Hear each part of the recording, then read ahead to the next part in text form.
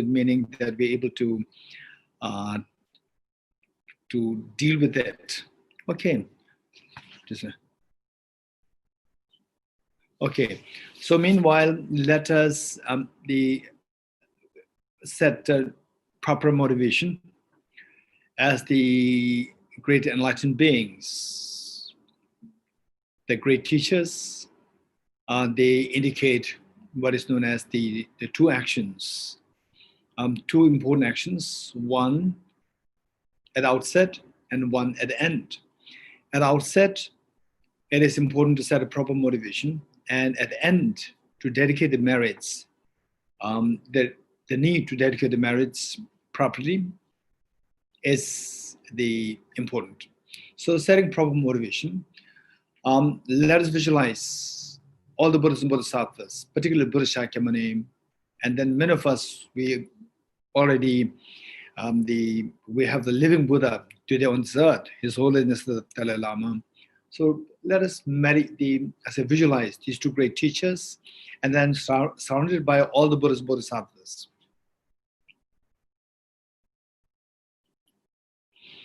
And visualize that they are so compassionate, loving, and embracing.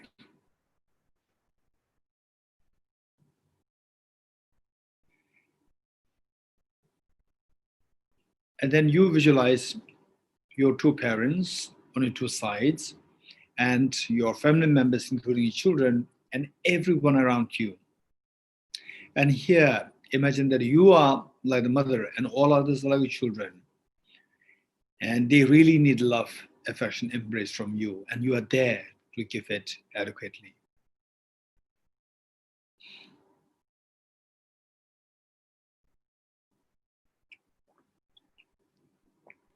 And the purpose of this practice, is to awaken the incredibly precious Buddha nature within you.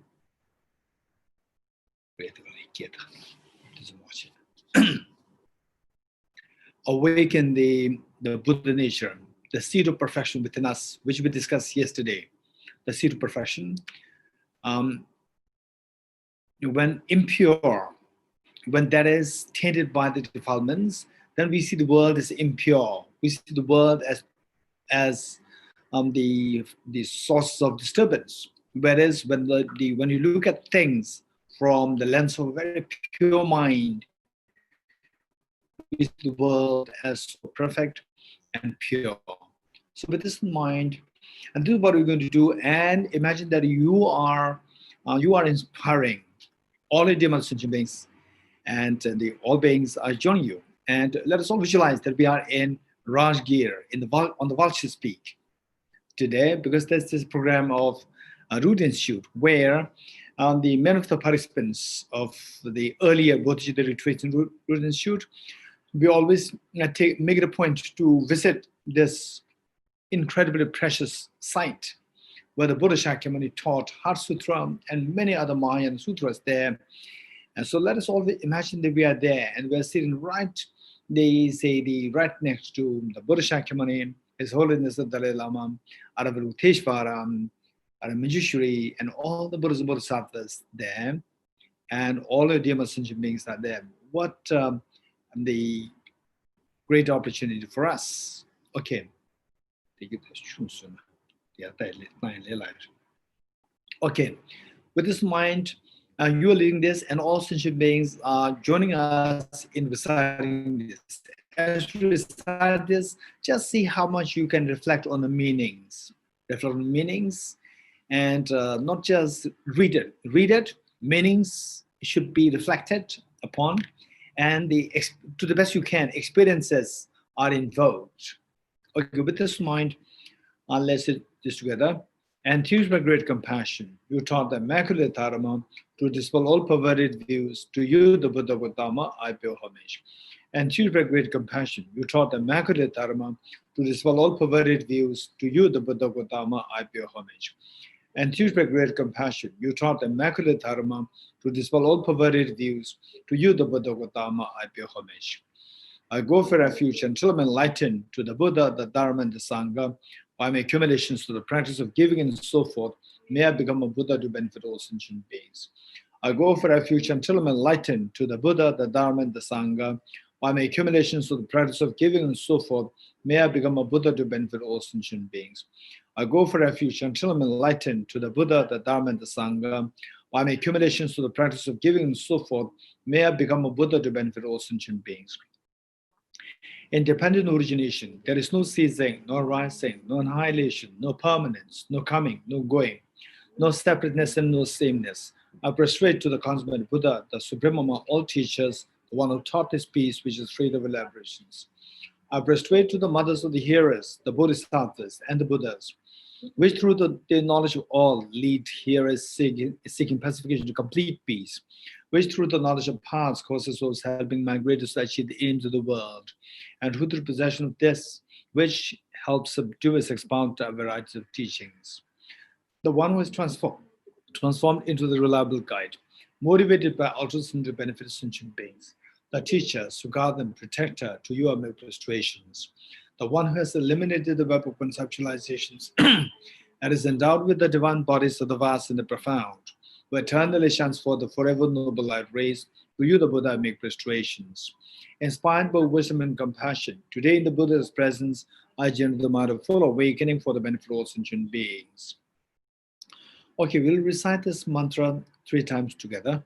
It is a very precious mantra, and I would highly recommend that all of us, whenever we get opportunity to travel to different places on the trains or cars, in aeroplanes and so forth, you can see the huge land. Particularly from aeroplane down, you can see like the place which must be containing like minimum like few millions of people there, and then you can see that. And just say this mantra for them. This is how you're connecting all these millions of people with this mantra. And this mantra is like the formula to how to get rid of all the mental defilements and how to make this lens pure to see, so that the experiences that we encounter with are so pleasant, peaceful, and the sublime. Okay, and this mantra was actually taught by the Buddha himself in the heaven known as the 37 heavens, and this was taught in order to cleanse the negativities and to accumulate as great amount of virtues as possible. So with this mind, they sing, and then there are many who know how to recite this with the tune, and then we'll say this together. And those of us who are doing this for the first time, just listen to us and then join us as you as you become more confident in reciting this. So we will do this 3 times. Om ye dharma hetu prabhavam hetum tesham tathagato yavatat tesham chayo nirodha evam vati mahashramanaye swaha. Om ye dharma hetu prabhavam hetum tesham tathagato yavatat tesham chayo nirodha evam vati mahashramanaye swaha. Om ye dharma hetu prabhavam hetum tesham tathagato yavat tesham chayo nirodha evam vati mahashramanaye swaha. Meaningful mantra. All phenomena arise from causes. The causes are taught by the Tathagata. The cessation of the causes as well is taught by the great seer. Profound, peaceful, elaboration-free, clear-eyed and non-composite. Such is the nectar like Dharma I've discovered, finding no one who can fathom this teaching. In silence, I'll return to the woods. Beyond our trends, thought, and expression is a professional wisdom, which is unborn, unseized, and has the nature of space. Is the object of apprehension of self-realized wisdom. To you, the mother of the Buddhas of the three times of obeisance. All composite things are impermanent. All contaminated things are the nature of suffering. All phenomena are the nature of emptiness and selflessness. Transcending sorrow is peace. The Guru is the Buddha, the Guru is the Dharma, likewise the Guru is the Sangha. The Guru is also everything wholesome, a good for refuge in the Guru. By the sound of the vibrant drum of Dharma, you liberate all beings of miseries. To the end of the expanse of billions of aeons. The Buddha does not watch the negativities of beings, nor does he remove their miseries by his hands. His spiritual realizations are not transferred to them. It is by teaching the truth of the suchness that the beings are liberated. With folded hands, I beseech the Buddhas of all directions to shine the light of Dharma for all bewildered miseries glow. If you are attached to this life, you are not a spiritual practitioner. If you are attached to samsara, you have no renunciation. If you are attached to your own self-interest, you have no bodhicitta. If there is grasping, you do not have the view. If there is grasping, you do not have the view.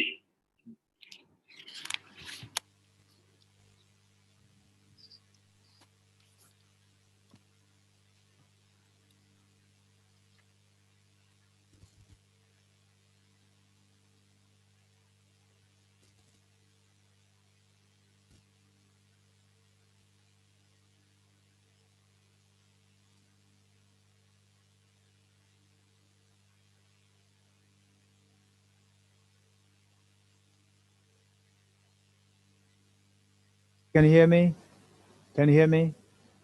Can you hear me? Okay, good. We'll start the Heart Sutra mantra 3 times. Okay, 7 times.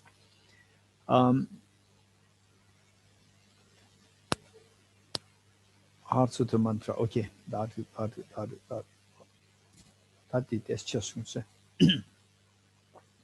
We'll say this 7 times together, again with the tune. And those of us who know how to say this, that's pretty easy. We'll say this together. And of course, whatever we are saying, if possible, if you're not too ambitious, we need to know the meanings of these mantras, this mantra as well. Tirtha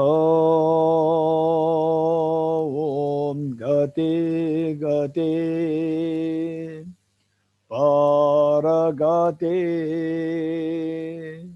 Parasamgate Bodhiswatyatha Om Gati Gati Paragati Parasamgate Bodhiswatyatha Om Gati Gati Paragati Parasamgate Bodhiswatyatha Om Gati Gati Paragati Parasamgate Bodhiswatyatha Om Gati Gati Paragati Parasamgate Bodhiswatyatha Om Gati Gati Paragati Parasamgate Bodhiswatyatha Om Gati Gati Paragati Parasam gate bodhi swaha.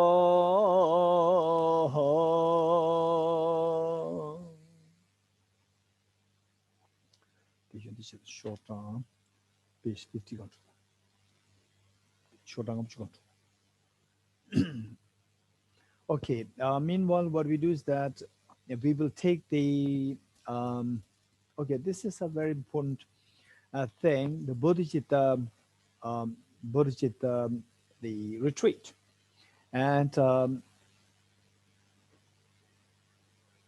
all the Bodhicitta retreats, we take we recite these three stanzas by reflecting on the meanings and making a commitment, that I will I'll achieve the highest state of purification, which enables me to, one, get rid of my miseries and to embrace all beings with infinite love and affection, and to benefit the beings as infinite as a space. So this is what we do for all the Bodhicitta retreats. So we're going to do this, and likewise we're going to do this, and of course for the so this is more like say the intro of the Bodhicitta retreat.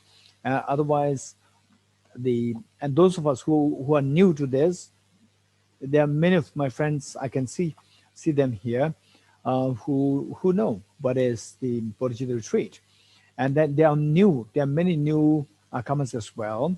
For you, if you know, what we are doing, and then if you want to do it in a more elaborate, full form, I would highly recommend you in the future either join the Root Institute there, which happens like every year in the month of November, December. This one thing which happens there, and then one in Pune, Vajradhatu Center, and one in the Deer Park, close to Dharamsala, where His Holiness the Dalai Lama lives, and this one place, and then one in Israel. Who can come to Israel? Please come join us there. And then who can come to the Kalajara Center in France, Paris is a beautiful place. Come there. And then those who can come to Finland, a very beautiful place. Finland is one thing, and then I think, yeah, Finland, and then Italy is not really like a full-fledged Bodhicitta retreat, but we do have the courses happening there as well. So what I'm saying is that there are many places we conduct this program, and then now because of the COVID, we also found a new avenue, the online, the Bodhicitta retreat is also happening now. So this is also a possibility. The point is that this is going to be extremely meaningful, particularly people, those who are new to the Dharma, what is really Buddhism, what is really about it, and those who already knew the Dharma for many years, but still getting lost. So finally, what should I be doing? So where am I?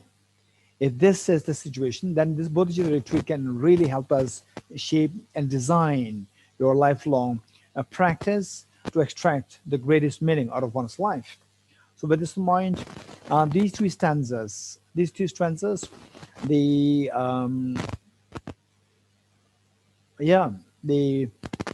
I'd like to quickly explain very briefly. The first stanza is like a summary of what we're going to do with the next two stanzas. The first two stanzas like a summary. Okay, can you hear me? Can you hear me? Okay, no disturbance? Because outside I can hear there's a disturbance there. Alexi, is there any disturbance? Not, okay, thank you. Okay, so what the first stanza, it says, I go for refuge to the Triple Gem. And by learning about the Dharma so well and rationally, which we emphasized yesterday, rationally, we see the need to follow the Dharma in a very rational way. We come to realize that what can really help us, the greatest of the support for all our important endeavors is to seek the help of the Buddha, Dharma, and Sangha. That is what is referred to as I go for refuge to the Triple Gem. And then this journey of cleansing the mind, where all the disturbance which irritates, which disturbs your mind, to be settled, and that your mind becomes so expansive with the infinite ease. For that matter, on this journey is the most important journey that we can think of. So, for example, somebody who has they started a startup, or somebody who has joined a job and then seeking for promotion and so forth. All these things are in a way like secondary, pertaining to your own, say, the purpose of your life. This is all secondary, just a means for you to survive this body. Whereas what we're doing here, this is an extremely important journey of the mind, not just a journey of the external pace, journey of the mind, where you are removing the mental stains and the purity manifests, and there's gold when mixed with the soil. The gold does not glow, but the true nature of the gold is to glow. Just remove the dirt, remove the soil, the dirt, the metal dirt, and the gold inside. Gold inside will glow. You don't have to do anything to make the glow a mind, the gold of your mind to glow. Remove the dirt, automatically it will glow. So your Buddhahood, the full awakening will happen to us. So for that matter, we have to remove the dirt. The second line says, I confess the negativities individually, which means that I'm going to remove the metal dirt. Okay. Then number 3 is, after I remove the metal dirt, let me expand my mind, expand this mind, at the infinitely, expand it. So for that matter, expanding your mind is to rejoice in the virtues of the beings. Rejoice in the virtues of the beings as as numerous as the infinity of the space. I rejoice in the virtues of all the beings, line 3. And what's the purpose of doing that? Purpose of doing that is for me to achieve my perfection. See the state of perfection, where I'll be free from all the miseries and I'll achieve the infinite happiness. So that is line 4. I hold the precious Buddhahood in my heart. Okay. And the next two stanzas, these are the two actual verses for taking the commitments. That you invoke the gurus, Buddhas, Bodhisattvas, please pay heed to me. Then you just indicate first how the previous Buddhas, they succeeded. For example, like if you look at the history of the humanity, we see that once there was a prince by the name Prince Siddhartha, 2,500 years ago. And then as a young prince, he left the palace, he went into the practice of austerity, and finally he followed the middle way path and then became enlightened. And then, since then, till today, millions and billions are benefited. Human beings, non-human beings, they're being benefited constantly. Everybody loves him. And then, wow, that's amazing. How come that he was able to do that? For two reasons. One, that he made the commitment that I will benefit all the beings. That is known as the commitment of Bodhicitta, have generated the mind of Bodhicitta. And then after making this commitment to materialize this aspiration to become, that potent to benefit all the beings, he actually delved into the practices to benefit the beings, just the Bodhisattva, known as the Bodhisattva practice. So then the third line says that I will follow his footsteps. I will also generate the mind of Bodhicitta, and I'll also engage in the Bodhisattva practices. What constitutes the Bodhisattva practices? These we have to study in more detail, known as the 6 perfections and the 4 perfections, total 10 perfections. Okay, the perfection of generosity, perfection of ethical discipline, perfection of patience, perfection of enthusiasm, perfection of samadhi, meditative concentration, perfection of the wisdom, perfection of skillfulness, perfection of aspiration prayer, perfection of the power, and the perfection of discrimination wisdom. So these are 10 perfections. Okay, let us all say this wholeheartedly. Let us invoke all the Buddhas and Bodhisattvas and in front of us as your inspirations, and you then inspire your true parents, your children, all of your members, all sentient beings with you. Okay.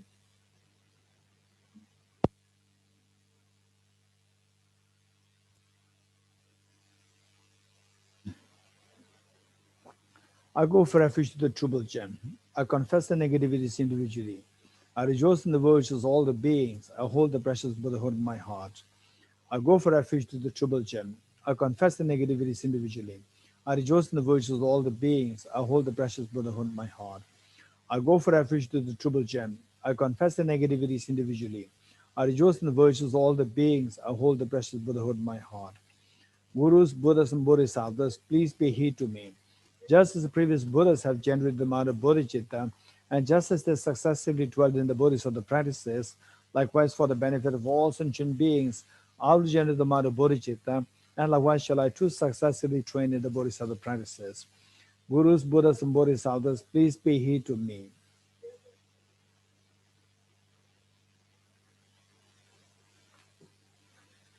Gurus, Buddhas, and Bodhisattvas, please pay heed to me. Just as the previous Buddhas have generated the mind of Bodhicitta, and just as they successively dwelled in the Bodhisattva practices, likewise for the benefit of all sentient beings, I will regenerate the mind of Bodhicitta, and likewise shall I too successfully train the Bodhisattva practices. Gurus, Buddhas, and Bodhisattvas, please pay heed to me. Just as the previous Buddhas have generated the mind of Bodhicitta, and just as they successfully dwelled in the Bodhisattva practices, likewise for the benefit of all sentient beings, I'll generate the mind of Bodhicitta, and likewise shall I too successfully train in the Bodhisattva practices.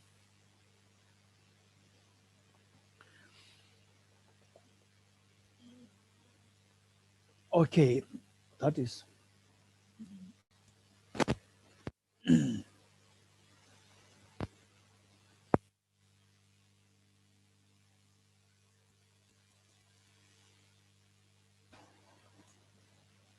Okay, yesterday we were talking about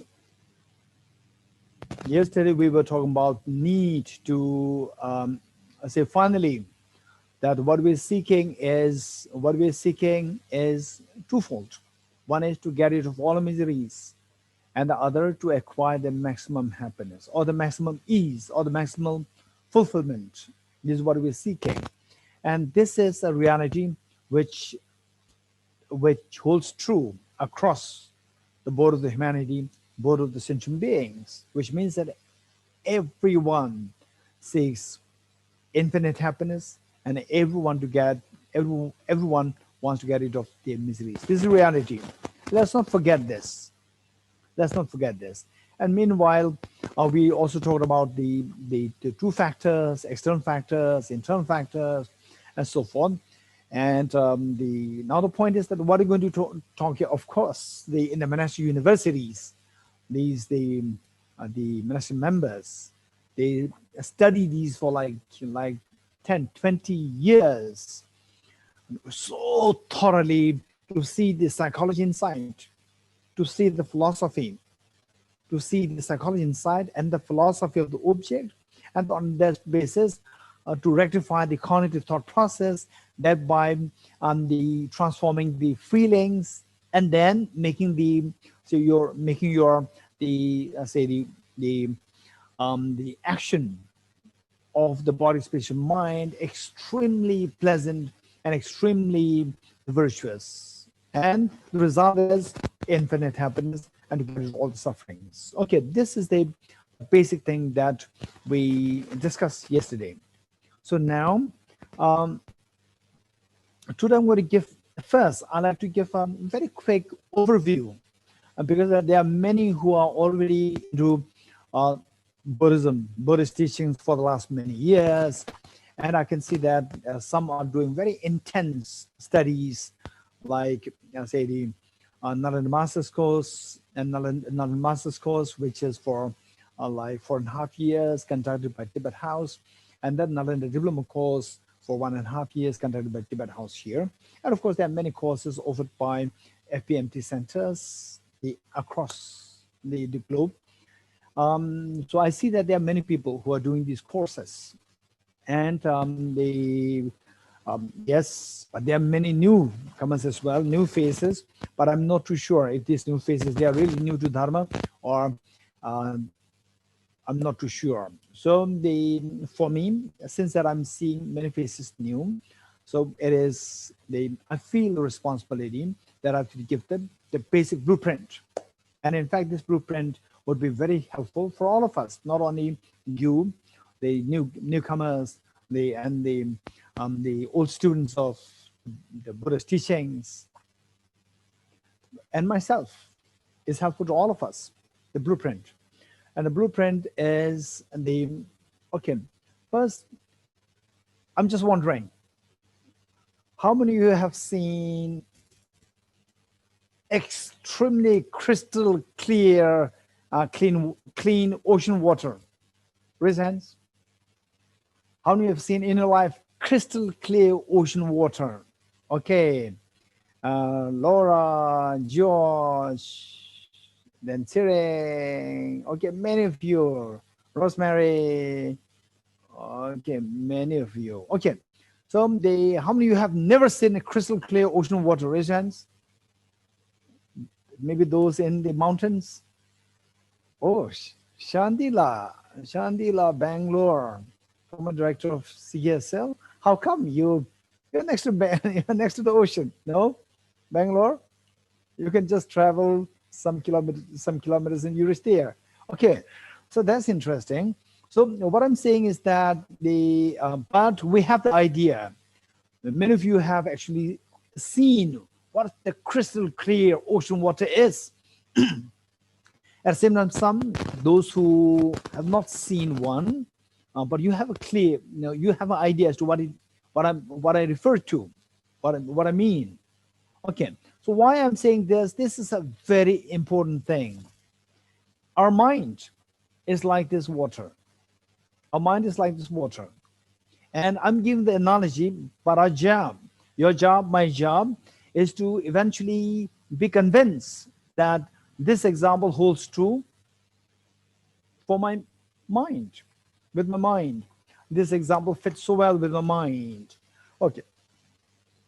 Imagine that this same water, this same ocean water, you must have seen that in the turbulent, in the form of a turbulent on the wave. You must have seen that. Raise hands. Same ocean with a turbulent wave. Okay, very good. Okay, how many have seen the same ocean with the turbulent wave plus the crystal clear and the clean water? How many have seen that combination with the turbulent wave alongside the water being crystal clear? That is impossible. You're getting it?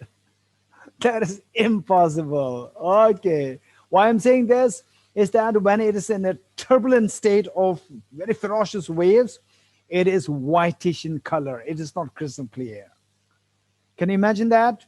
If you can imagine, just say yes. Wave your hand to say that yes, I can imagine it. Okay, yes.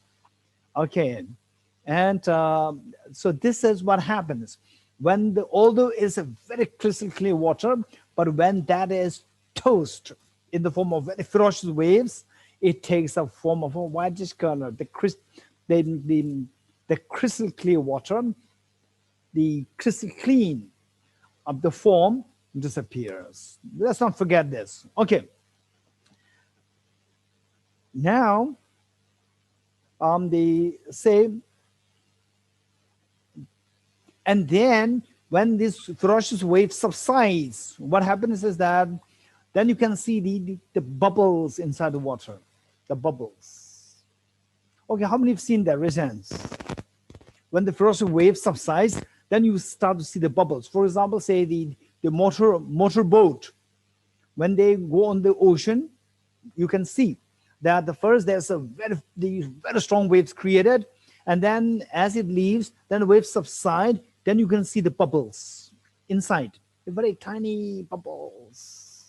From distance, you will see that it's whitish, but if you look closely, you see that the bubbles. Okay, then when the bubbles subside, you will see the very tiny sediments, sand sediments moving inside. Then when that subsides, then you will see, we may not see that, but there is a very gentle current in the water, movement of the water inside. When that subsides, then you will see the crystal clear water. You're getting it? How many phases are there? There are 5 phases. Number 1, the ferocious waves. Number 2, the bubbles. Number 3, the sand sediments.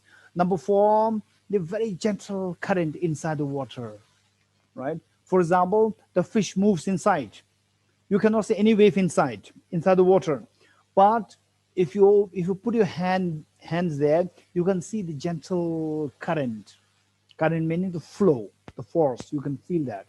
And then when that stops, then you can see the crystal clear water. Okay, this is how it happens.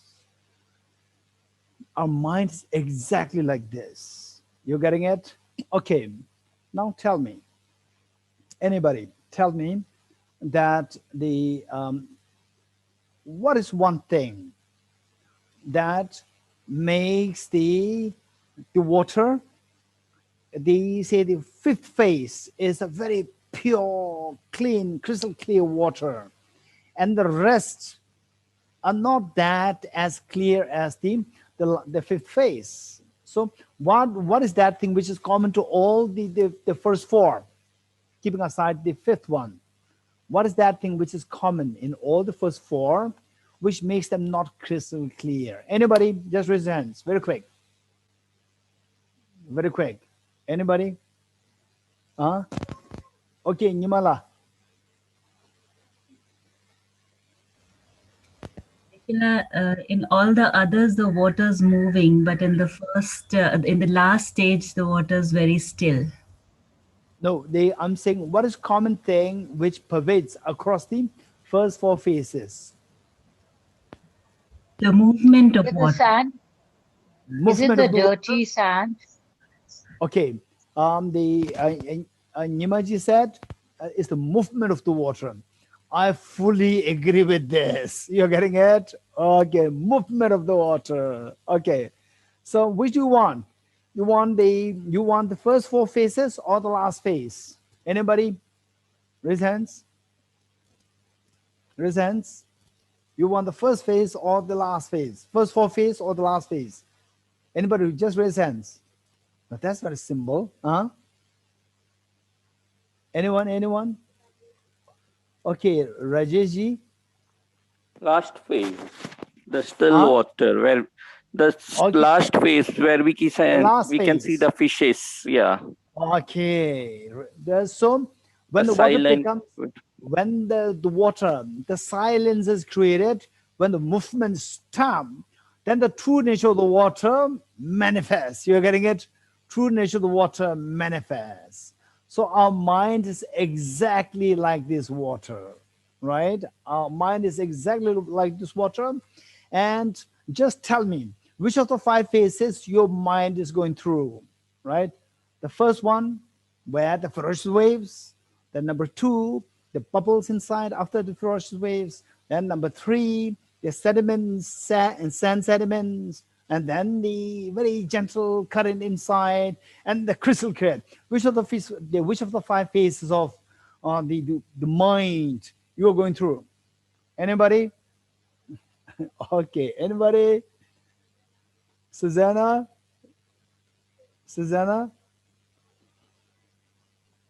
All of it? Yes. Susanna Pinto. Oh. Unmute. Oh, which one? There are two Susannas. Susanna Pinto. Yes. I think I am third. Yes. Third. Yes. Third one is I have to recall myself. Third one is with the sand. Yes.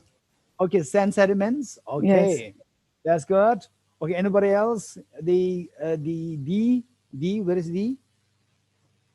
D. Yes, Dipti ji. I think it's all movement. The first, second. Okay, all movements. Okay, all movements meaning the first form. The first form. Okay, look. On the say. However, and then when you see the first one, the ferocious waves, very scary, extremely scary. Okay, if they are I'm sure if you have seen those ferocious waves, very, very scary. Just imagine in those days, before the motor boats were invented, just imagine those days people were sailing the ships.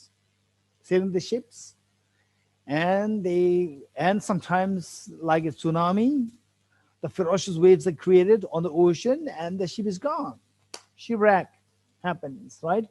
Very scary. Just imagine that you are trapped there and you are on the beach, look at the ocean and the very gentle waves hit you. It's very nice. It's very cute. But no, when the waves are really very ferocious, the fear is enormous. So this same water, very ferocious, if this movement stops, it's so pleasant, so beautiful. You're getting it?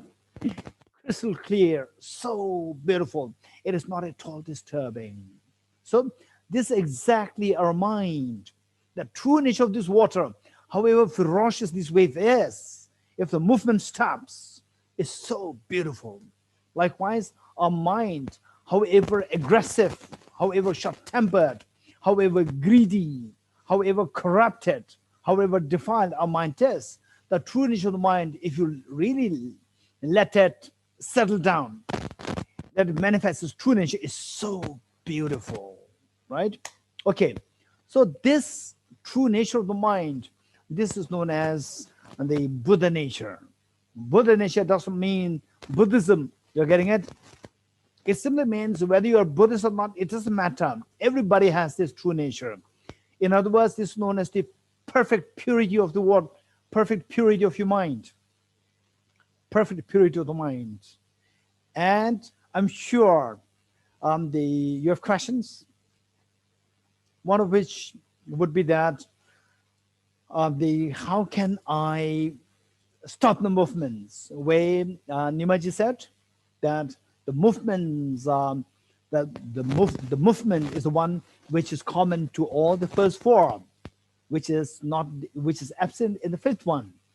But in the first four, the movement is a problem. Okay, likewise, our mind in its true form, it's so beautiful, it's so pure. Okay, so this movement is a problem. And what is this movement in the mind? This question, what is this movement in the mind? You're getting it? This question.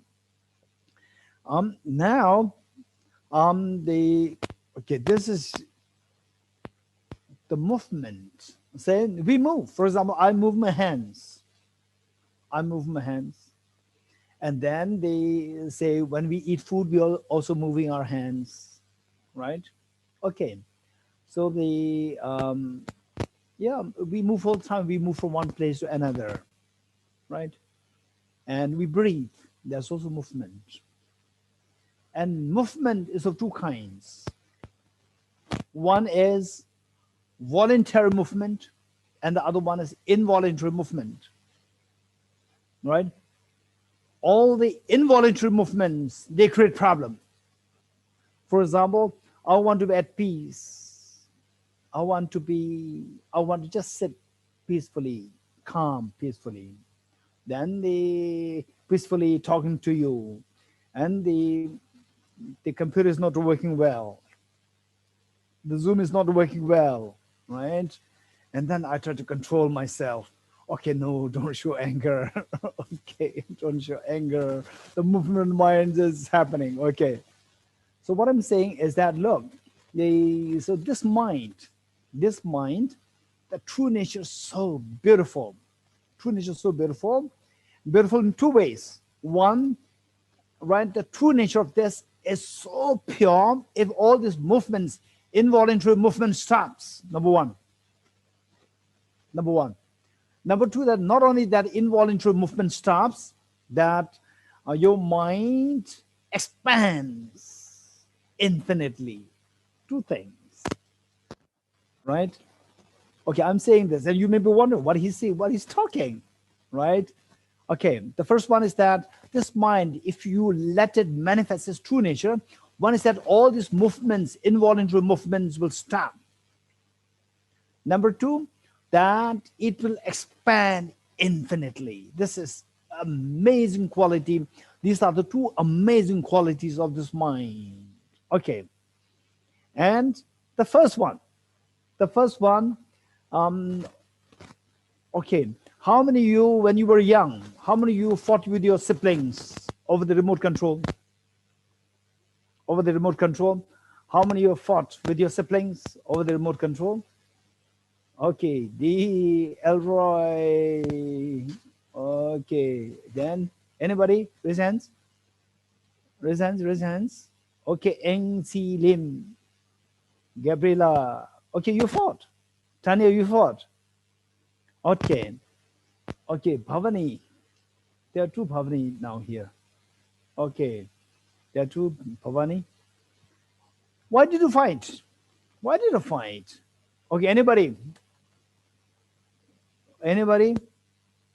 Okay, the Alexander. Yes, tell me. Yeah, I want to listen different. I want to watch different channel. What's the problem if if the remote is with your sibling, with your brother? What's the problem? Alexander? She want to watch different channel. Okay, so which means that I want the freedom. You're getting it? I want the freedom to do what I like, right? If the remote control is somebody else's hand, then I lose my freedom. That I don't want. You're getting it? Finally, the point is that I don't want to lose the freedom. I want freedom. This is the point. So involuntary movement is loss of freedom. You're getting it? Involuntary movement of the mind is a loss of freedom. Involuntary movement of the mind is a loss of freedom. Loss of the freedom is the greatest manifestation of suffering. In other words, the suffering, what is suffering? Suffering is the loss of freedom. What is the loss of freedom? What is the loss of freedom? Where, say, the involuntary movements of the mind happen. Right? Okay. What is meant by involuntary movement of the mind? For example, let's say that my mind wants to watch the Geography channel, National Geography. And my sibling is they're pressing the cartoon, right? Pressing the cartoon. What cartoon? I don't know. Right? Cartoon. I hate cartoon. Right? And said, no, don't do it. And I pull the remote control. I put it back to National Geography. And my brother again takes it back and turns to it. So I constantly lose my freedom. So because there's loss of freedom, I feel agitated. Then my mind moves involuntarily. You're getting, I'm watching the television to treat myself, to give a treat, to pamper myself, to make myself happy. Now it's not happy. My mind is agitated. My mind is moving in the involuntary way, which I don't like. That is known as a loss of freedom, movement of the mind. Okay, now, how does this movement of the mind happen? How many of you felt that? How many of you felt that the mind does not stay calmly? The mind moves involuntarily when somebody disturbs you. How many of you have felt that? Your mind moves involuntarily, which means very simple. I want a peace of mind. No, I don't want anybody to disturb me. And then somebody says, what a stupid thing that you're doing. Show me the remote control. I want to watch my channel. And then you want to say that, okay, I'm watching television so that I want to keep myself at peace. And now there's no more peace. The mind starts to move, fight with your brother or sister. So this involuntary movement, which you did not intend, but it's happening now. This is known as the involuntary movement. That is the loss of freedom. You don't want that, it happened. That is a loss of freedom. Loss of freedom is suffering. Any suffering, you name one, is nothing but the loss of freedom. Okay, with this in mind, now what is important is that how does this happen? How does the loss of freedom happen? Loss of freedom. I don't want the loss of freedom, right? So loss of freedom, misery. And so what I said is that everybody, whether you're Buddhist or not Buddhist, whether you're girl or boy, whether you're educated or uneducated, rich or poor, everyone has two aspirations. One is to get rid of all the miseries, to get rid of all the sufferings, which means to gain the freedom, number one. Then number two, to have the mind, to have the infinite ease, infinite fulfillment. These are two things everybody seeking across the board of the the sentient beings. Okay, now to put it technically, to put it in a technical form, is that you seeking to have the freedom, or seeking to get rid of suffering is known as renunciation. Seeking to achieve freedom, total freedom, seeking to get rid of all the suffering, that is known as renunciation. Let's not forget this. Now the next part, that the seeking to have the infinite ease, that is known as, the seeking to have the infinite ease is known as Bodhicitta, right? Bodhicitta. In other words, this infinite ease is known as Buddha, Bodhi, Buddha. Okay, full awakening or full enlightenment, infinite ease. And on the other hand, we want to get rid of all the miseries. Wanting to get rid of all the miseries, wanting, right? We are yet to get rid of the miseries. We are yet to have the freedom. But wanting to get rid of the miseries is the renunciation. Wanting to achieve this infinite ease is the Bodhicitta. So renunciation and Bodhicitta. So for the map that we need to have, how to extract the meaning out of our life. One is the practice of renunciation, and the other one is the practice of Bodhicitta. 2. So meanwhile, these two minds must be, okay, these two are the aspirations. One is the aspiration to get rid of, to have the freedom, and one is the aspiration to have the infinite ease. These two are the form of two aspirations. Now how to accomplish, how to materialize the two aspirations. How to materialize the two aspirations? By the wisdom. By the wisdom. So we need the ultimate wisdom, the wisdom to know the ultimate reality. Number 3. And this wisdom is like the light. The opposite of wisdom is the ignorance. Ignorance. And ignorance is like darkness. In dark, we don't see the reality. With ignorance, we don't see the reality. In dark, we don't see the surrounding. And with ignorance, we don't see the reality. So how to get rid of this darkness? It is only through introducing the light. So if you're in dark and you want to read the book, and you just pray to Buddha, Buddha, please move the darkness. If the Buddha is sitting next to you, he'll be very upset. He'll be very sad to see that what a stupid follower. Whereas if you light a candle, he'll be so happy. Wow, amazing. This is a brilliant the follower, brilliant student. You're getting it? So therefore, they say to get rid of the darkness, just as it is only through introducing the light that the darkness can be eradicated. It is only through introducing the light of the wisdom that the darkness of ignorance can be eradicated. So this darkness of the ignorance can be eradicated by introducing the light of the wisdom. So what is this wisdom? This wisdom is, the way I said, is this light to dispel the darkness of ignorance. So this light should have two qualities. That one, this light must be very bright. If the light is very feeble, then it does not serve the purpose for you to read the books. The light must be very bright. Number 2, not only the light should be bright, the light should be also very steady. Because if the light is flickering, again, it does not serve the purpose for you to read the books. So light must be very steady. So light must be very bright, and the light must be very steady. So how is that the analogy for the wisdom? Wisdom as well should have two qualities. One, the wisdom must be very bright and sharp. The wisdom must be very bright and sharp to cut the subtlest of the ignorance.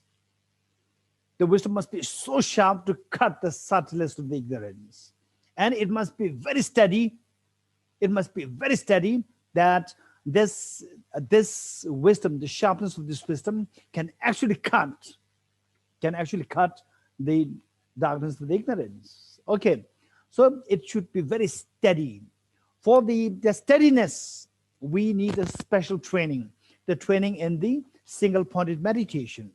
So therefore, we need renunciation, bodhicitta, wisdom, and the single-pointed meditation. So these 4 things, if if you are able to somehow lead your life in the spirit, lead your life imbibing these 4 qualities as a part of your practice: renunciation, bodhicitta, wisdom of emptiness, and single-pointed meditation. These 4 things there, the Dharma practice is complete. In other words, say, keep aside the word dharma. Let's say that you are extracting a greatest meaning out of your life.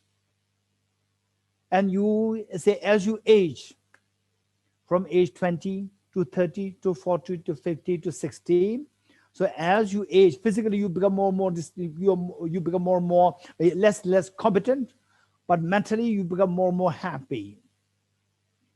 Whereas if this is not what is happening, that these things are not being emphasized, then as you age, then your mind will tend to tend to become nostalgic, reminiscent of the past youth. And then you feel like, now I'm becoming just the hopeless, I'm just, the redundant, I'm just obsolete. So now, and then you go into, let's say, the stress, depression, anxiety, and so forth. Whereas as you age, you become happier person means that you are a wise person. You are somebody who is actually extracting the greatest meaning out of one's life through these 4 points. So therefore, just see that what are you doing in your life. For example, you are a businessman or a businesswoman, or employee or employer, or so whatever you're doing. Say, meanwhile, you can do. Of course, we have to work. We have to work to survive, but alongside these 4 things must not be missed. These 4 things. It's not that you have to do these 4 things as everything whole 24 hours. Just these 4 things, forgetting about the food and earning and so forth. No, but some people can do. That's amazing.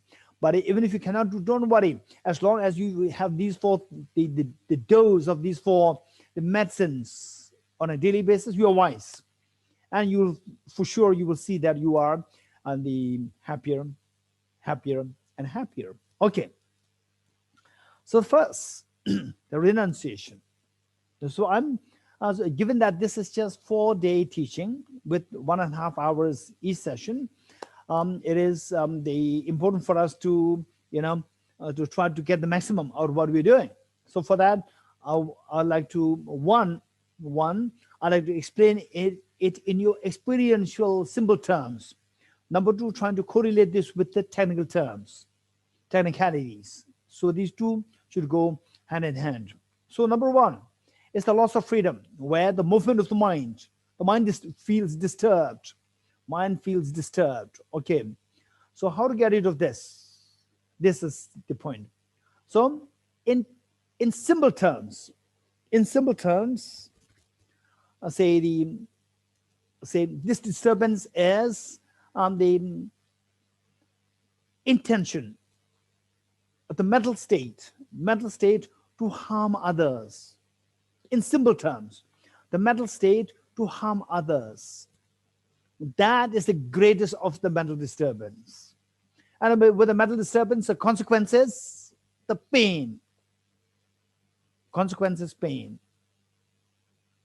Okay, so the first thing is that our mind, it is like going, say you should be going, let's say that we are going to have the audience with His Holiness the Dalai Lama, who lives to the north of Delhi.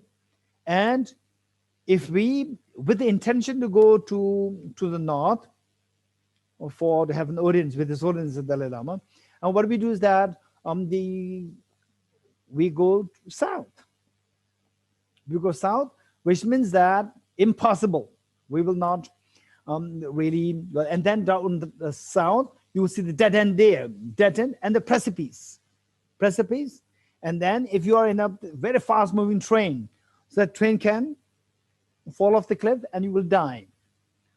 And then in the middle, you come to realize that, oh, the train is going the wrong direction, and now we are almost hitting the dead end. What should we do? Should we take the train U-turn? So what should we do? Anybody?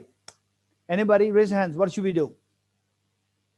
Should we just divert the train like this, U-turn, like the car? Or what should we do? Anybody? Anybody? Raise hands. What should we do? Stop. To save yourself from falling off the cliff. Anybody?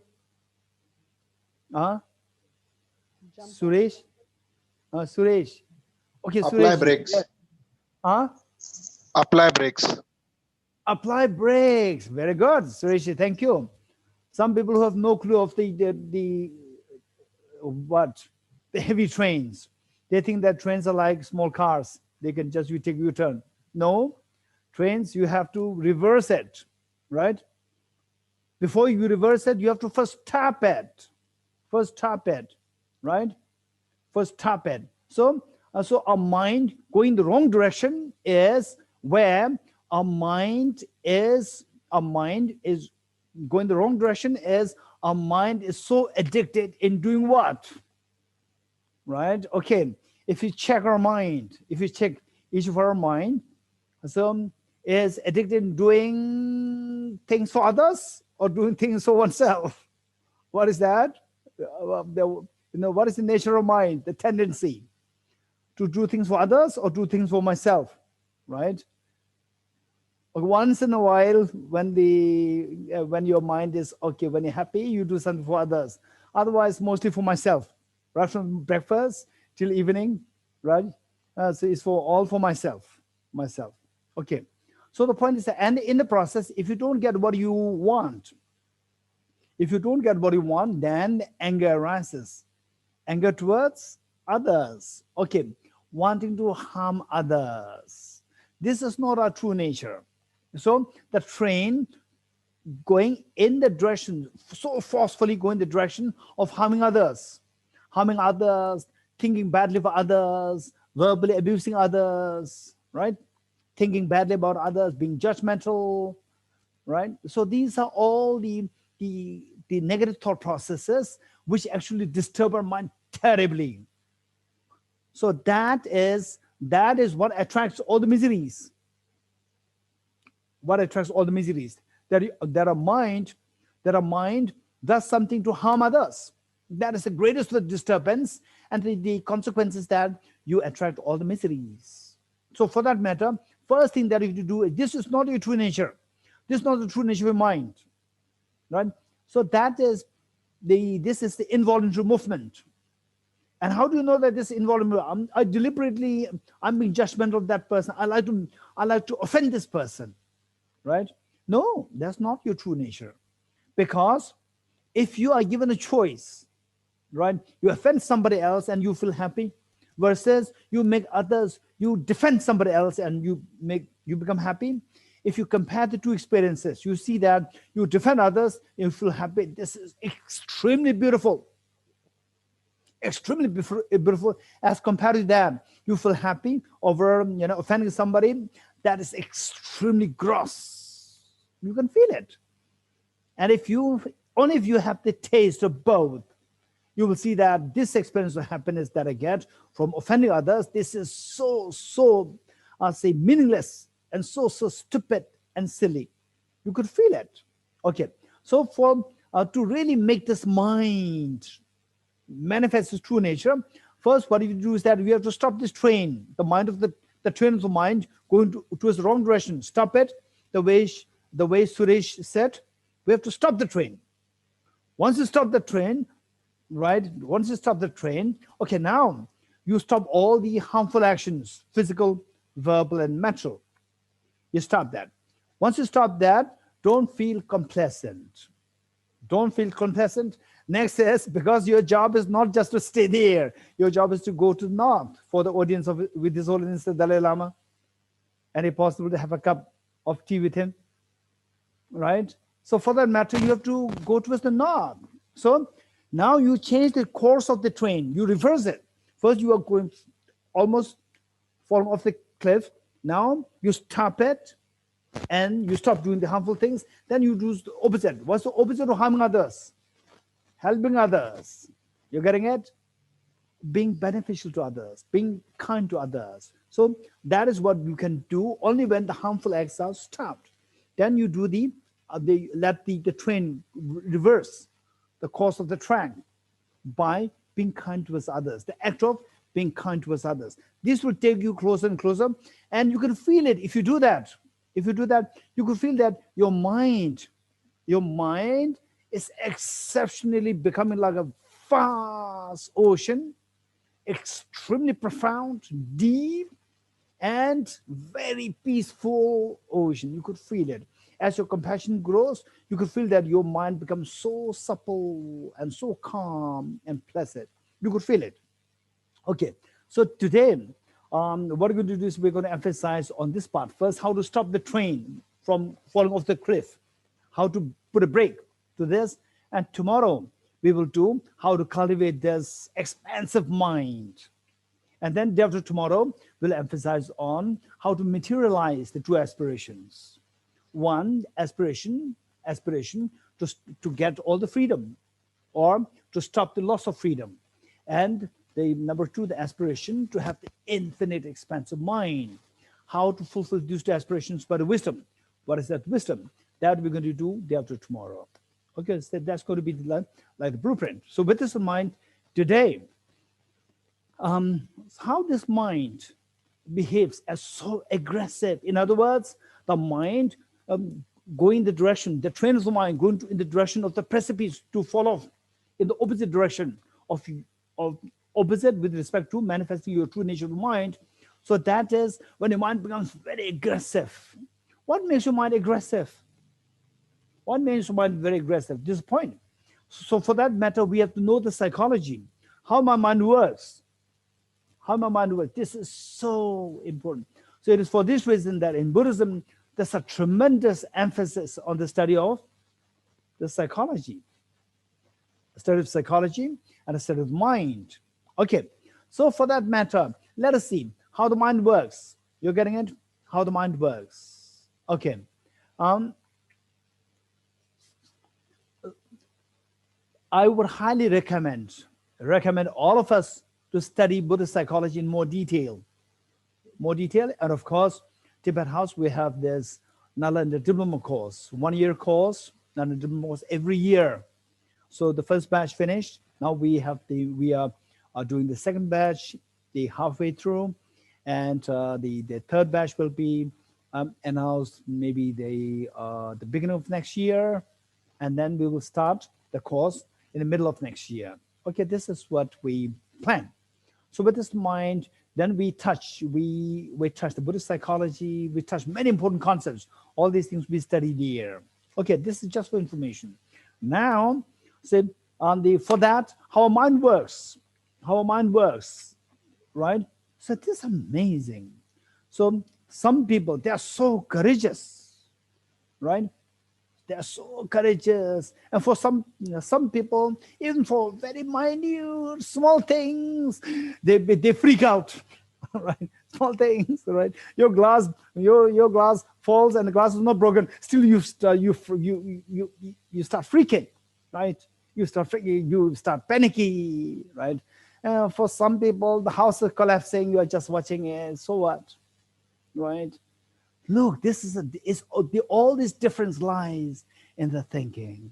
And for some people, okay, somebody has a cut in the hand. You see that, and the person starts laughing, right? And whereas somebody else sees somebody else with a cut, that person feels a pain with tremendous love. How come that people react very differently? How come that people react so differently? It's all happening in the psychology, right? So we have to know the psychology. So which do you prefer? Of course, I prefer to be compassionate, loving, and I prefer to be intelligent, and I prefer to be calm, composed, not easily irritable. But how to do that?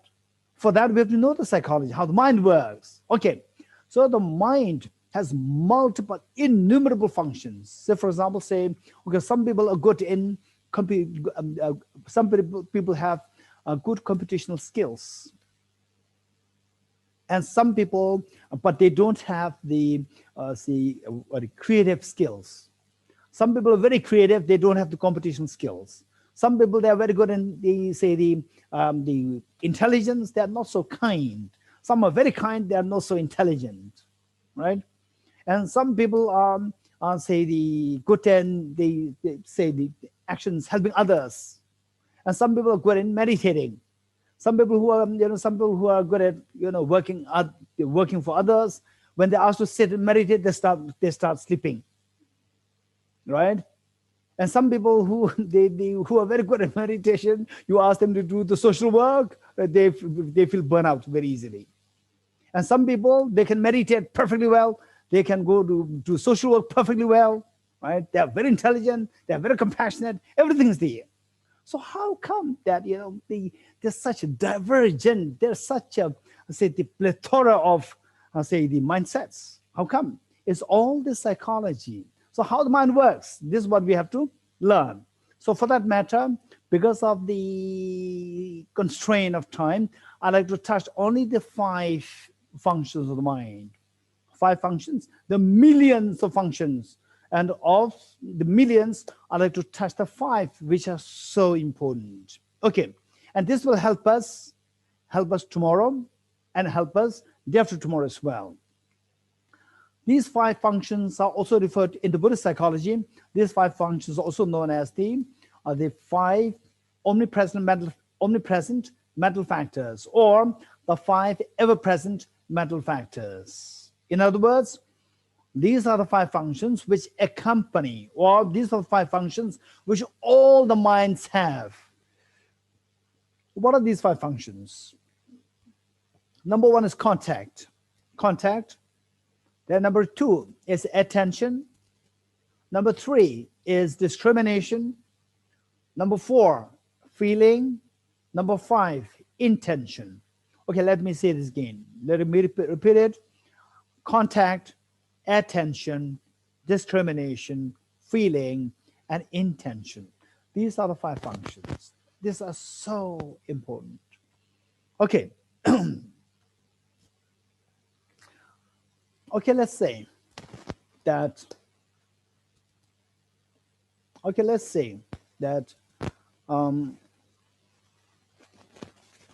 somebody comes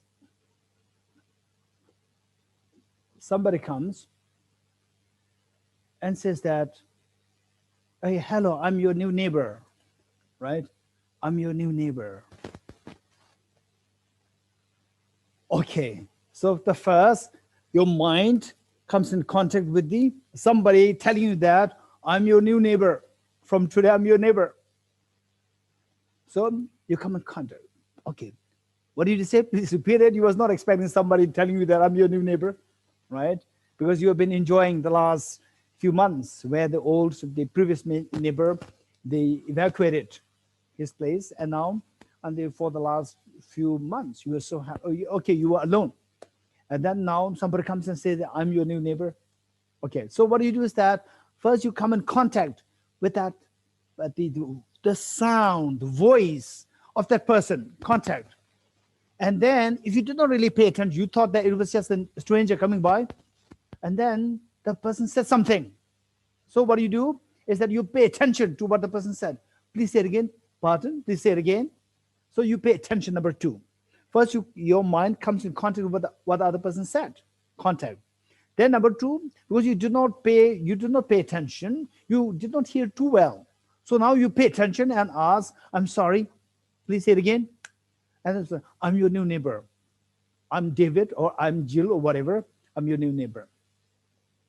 And then what happens with the attention? Then number 3, discrimination. Discrimination does not have the connotation of the gender discrimination, racial discrimination. It's just very neutral in meaning. It simply means that the ability to distinguish what the person said. Okay, you are my new neighbor, right? Okay. So now you discern something. Cognitively, you discern something that, okay, you are my new neighbor. Number 3, discrimination. Then what is next? Very quick. Somebody, what is next? Annie, what is next? Unmute. Unmute, switch here. Feeling. Feeling. Any? Feeling. Feeling. Feeling. Very good. Okay, the feeling. Tell me, what feeling will you get? Somebody says, I'm your new neighbor, right? And you realize, okay, now I have a new neighbor. What feeling will you get? Okay, anybody raise hands? Closeness. I want some people. Okay, Jennifer. Unmute. Neutral. Okay, neutral. Okay, so what? What a big deal, right? Okay, yeah, I'm Jennifer. Good. Anybody else?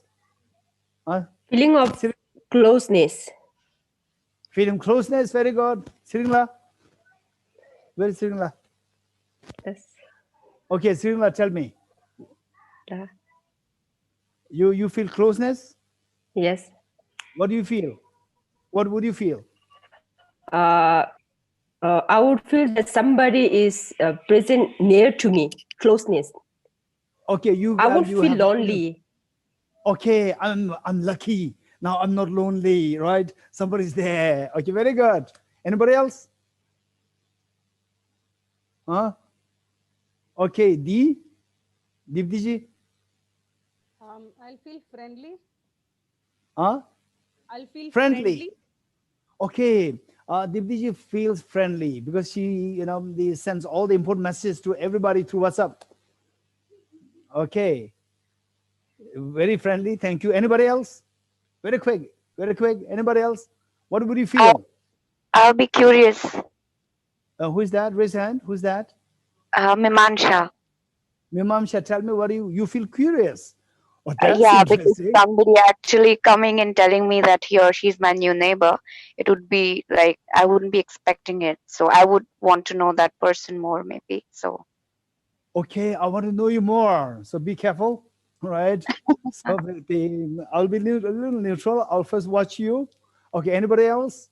Vivian, what do you think? Vivian, what do you think? Unmute yourself. Unmute. Vivian, yes. Yeah, I will feel very happy. Okay, I'll feel very happy. Very good. Okay, that's a very positive class. Okay. Is there anybody else who likes to say something else? Anybody? Rajesh, you want to say something else? Yeah, if I'm a lonely type of a person, and I'm not. I don't want you to speculate. I simply want you to, you know who you are now. So, on that basis, you reply. Okay. So it would be like I would be a bit angry and jealous because my loneliness and my which I was enjoying, my comfort, that has gone. Now someone will be there at my door if I don't want him. Okay, now the Rajesh deliberately gets the answer. He knows that what I'm thinking, right? He knows that I'm waiting for this answer. So I'm waiting for 3 answers. I got all 3 now, right? Okay, Pavani from Mumbai. Unmute. Yeah, I'm from Delhi. From Delhi, Pavani, yeah. So, if somebody knocks at my door and says that like I'm your new neighbor, so I would say that's not knock. Don't worry, that's not knock. The knocking is a little harsh. You happen to just bump about the outside your house. All right, then I would ask them if they need any help since they have shifted recently. So if they need any help and I can be of any assistance. That's amazing. Okay, which means you are new to this. So I am, I've been here for a little long time. If you need any help, just let me know. I'm here. Okay, very good. So now why I'm saying this is that of the 5 points, number 1 is contact. So we all have this contact with the neighbor, and then what the neighbor is telling you, contact. And then you pay attention what the neighbor is saying. Then you discriminate that, okay, he or she is my new neighbor. You're getting this discrimination. Then the feeling. Some felt neutral, okay, right? Okay, we are neighbor, good, okay. And others, okay, I'm very happy. I feel connected now. Now I'm no more lonely, right? I feel connected. I feel so close to you. And some said, okay, now I've been enjoying my privacy for the last few months. Now you are here. It's a little disturbance, right, to me. Okay, look, the same reality, same discrimination. Look, this is so important. Same discrimination. Number 4 is the feeling. Same discrimination giving rise to 3 different feelings. One pleasant feeling, one unpleasant feeling, one the pleasant feeling. Neutral, pleasant, unpleasant. 3 different feelings are created by the same cognitive thought process. Number 3. Number 3, the cognitive thought process giving rise to the 3 different feelings. You're getting it? Okay. So now these feelings determine, the next. Number 5, intention. This intention is the one which determines your behavior. You're getting it? You're nice, not nice. You're sensible, not sensible. Kind, not kind. Smart, not smart. All these are determined by the number 5, intention. How you behave. All your behaviors are determined by number 5. So we talk about the character certificate. You're getting it? We talk about the character certificate. That character is determined by this intention, right? This intention. And this intention is determined by anybody? So let's say intention. Okay, you're my new the new neighbor. Okay, I'm glad to hear that. Please come to have a cup of tea. Or okay, right? So now from tomorrow I cannot play my music loudly. You are there, you will complain. You will press 99. What is that? 911? 119? Hey, what is that? Anybody from the USA? 911 or 119? 911? 911. Okay. 911. If I play loud music, you will press 911. Okay, now I lost my freedom, right? Okay. So what I'm saying is that there are 2 different, let's say the feelings arose. So therefore 3 different intentions arise. One is very welcoming. Other one is a little rejection. Number 3 is neutral. You're getting it? Okay. So and then how you behave, generally speaking, how you behave, that determines oftentimes, that gives rise to the 5 mental functions of your neighbor. Your neighbor also comes in contact with your behavior. Then your neighbor comes to say, pay attention to your behavior. You behave a little differently, right? A little different. Okay, right? And then pay attention. Is that really? And then, okay, he's not too happy with my coming here, right? And then the unpleasant feeling, and then behavior. Your behavior makes a difference in the other's behavior. You're getting it? This is a chain reaction. If you know these 5 points so well, if you know these 5 points so well, how a mind behaves, finally we see that, for example, let's say I show this flower. All of you will see this. Okay, he's holding a flower. He's holding a flower. And then do you like it? What is this? All of you will say this is a flower. This is the same cognitive thought process. Now next, do you like it? You say, what is it? You always holding a flower, right? I really don't like it. I don't really like it. Okay, so some said, wow, that's so nice. I'll take a photograph of you. Many people take photographs when I hold the flower like this. So some people, they like it. Some people, they don't like it, right? So that is the on the basis of the feelings, pleasant feeling. So when somebody sees holding a flower, if a pleasant feeling comes, then your smile comes out, and then your mind, you like to have the feeling, you like to maintain this pleasant feeling. So you like to embrace, you have the intention, you like the intention to embrace this feeling, pleasant feeling, intention to embrace, right? The intention not to reject. Now, whereas if you say, what is it? Some people, they don't really like flowers, right? Is there anybody who doesn't like flowers? Or at least flowers in the in the paintings or the clothes, or the tablecloths, the flower, you don't like it. Is there anybody? Okay, some people, they don't like flowers.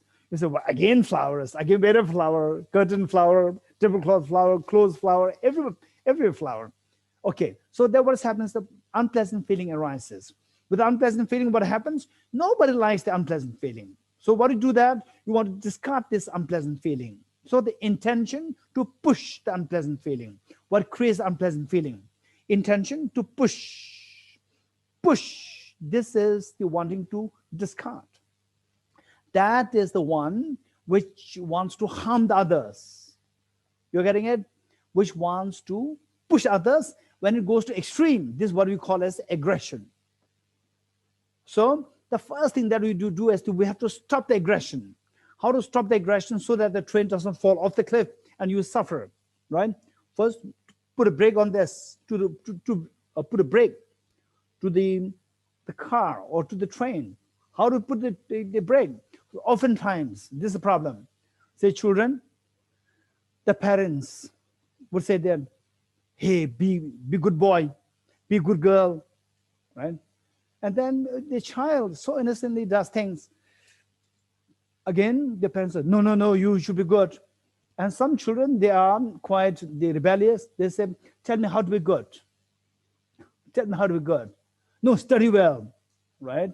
And some children, they're very rebellious. They said that, Mom, Dad, tell me when you were in school, how much did you score in mathematics?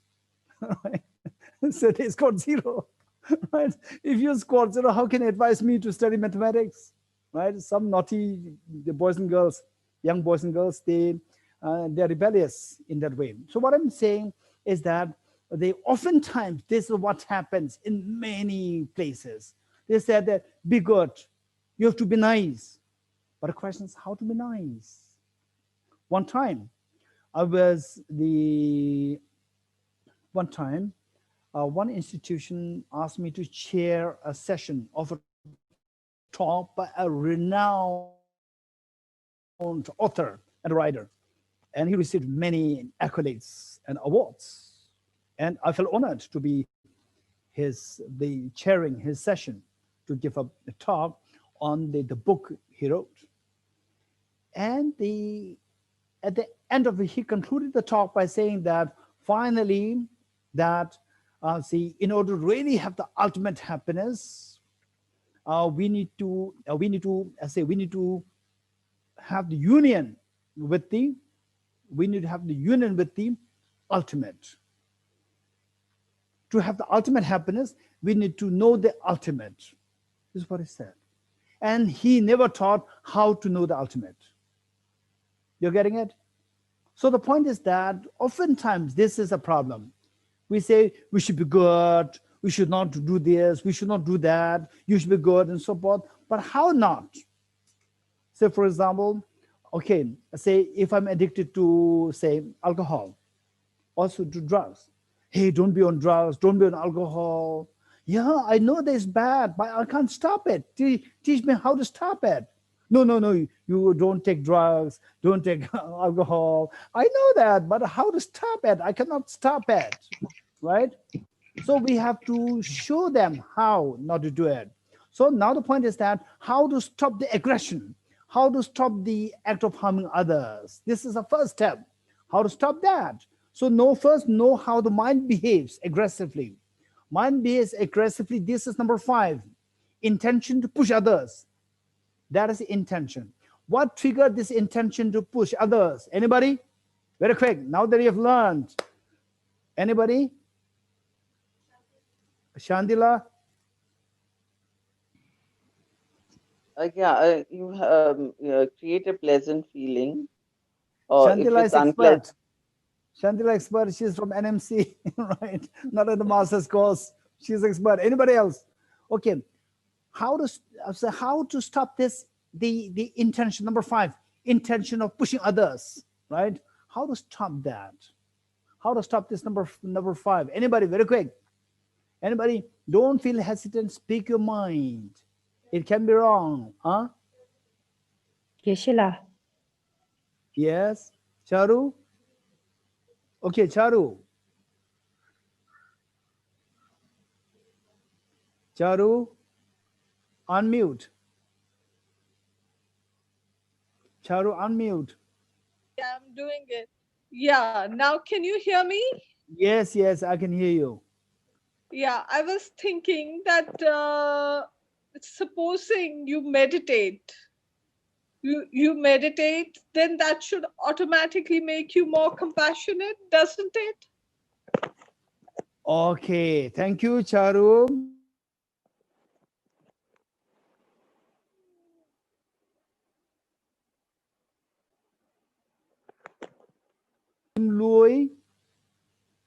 Kim Louis, unmute.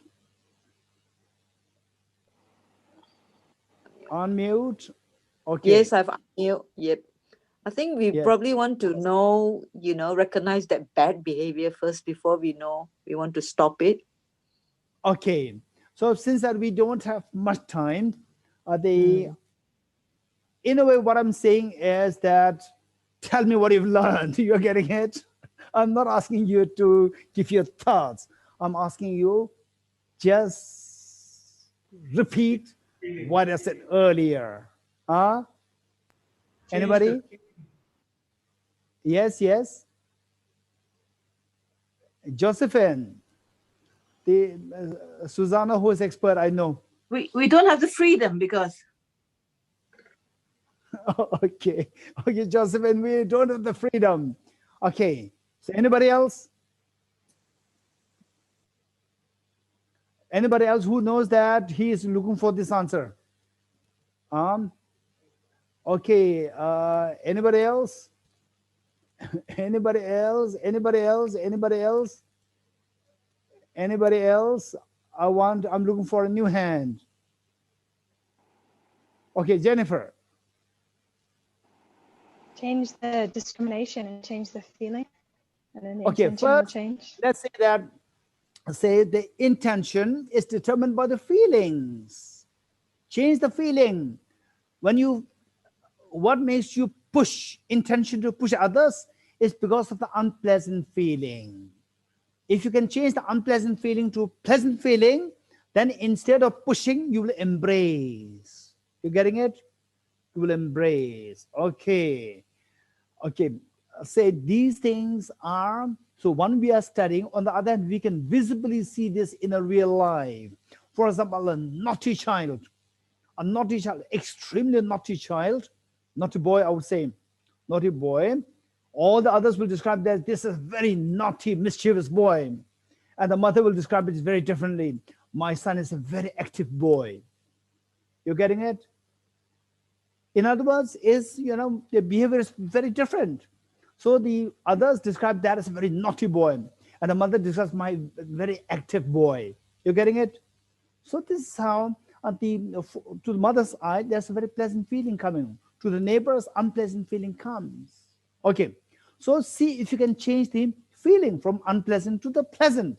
So that instead of pushing others, you embrace others. Intention to embrace others by changing the feeling from unpleasant to the pleasant feeling. Next question. How can you change the feeling from the pleasant to the unpleasant to the pleasant? How? How can we change it?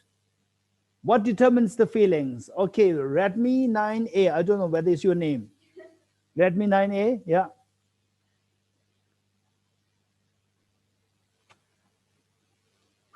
Can you hear me? Yes.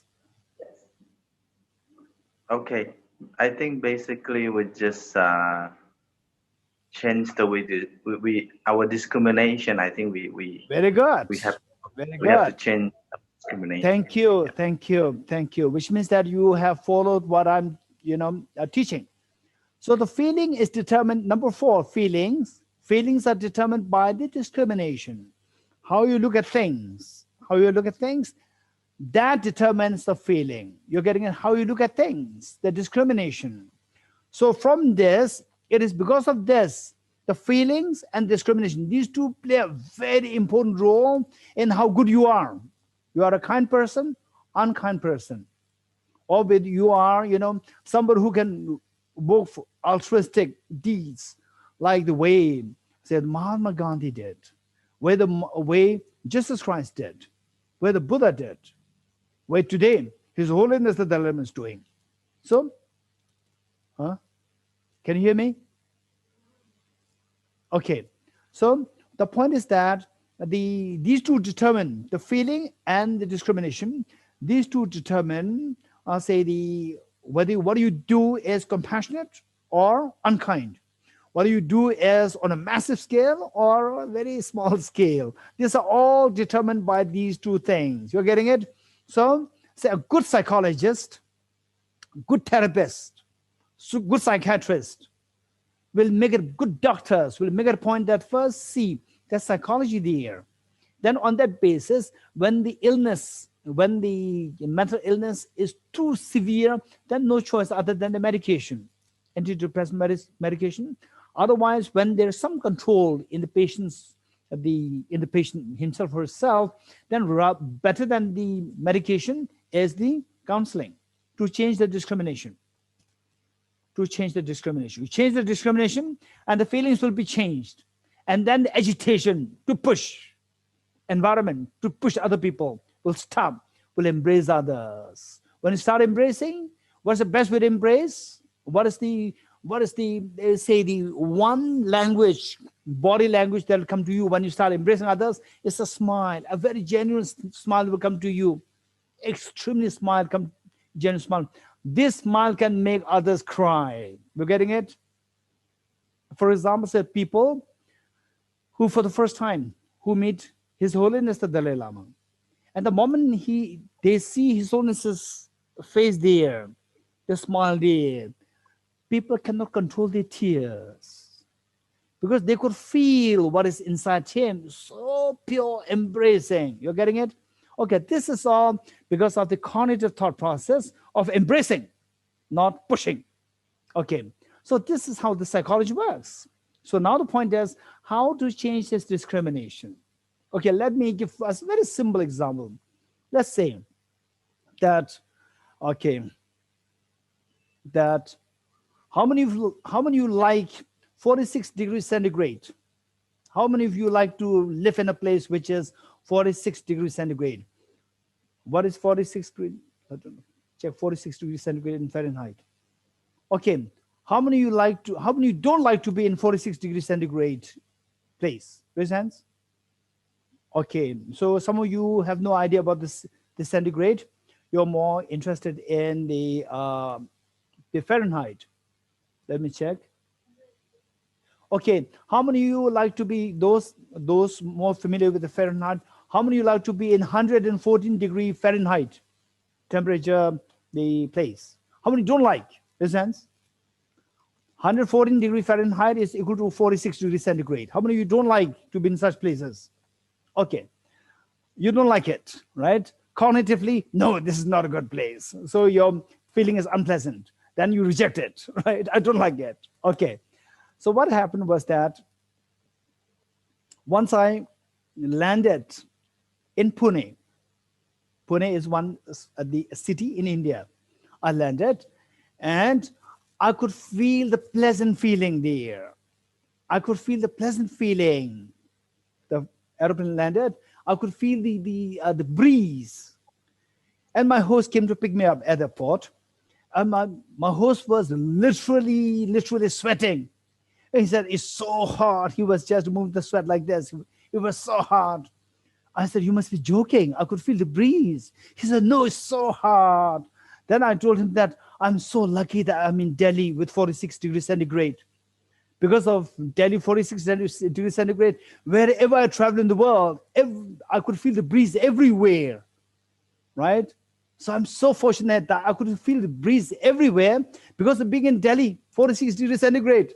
That makes me appreciate all the other places. You're getting it? Then I literally feel so grateful to Delhi, 46 centigrade. Wow, this is the one which makes me feel the breeze wherever I travel in the world, right? So the point is that with this mind, wow, 46 degrees centigrade, because of which I'm enjoying all the other places in the world, right?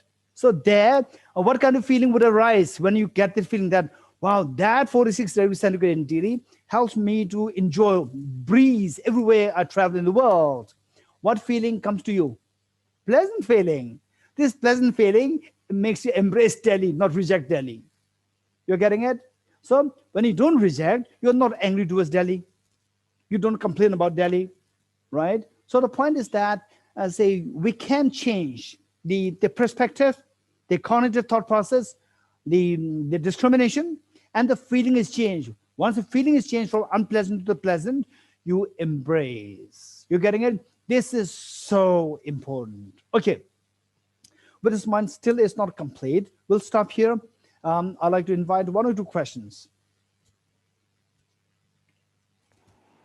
Okay, Chandra Khana ji. Excuse me. I think one of the key things that happens to people like me is going back to attention.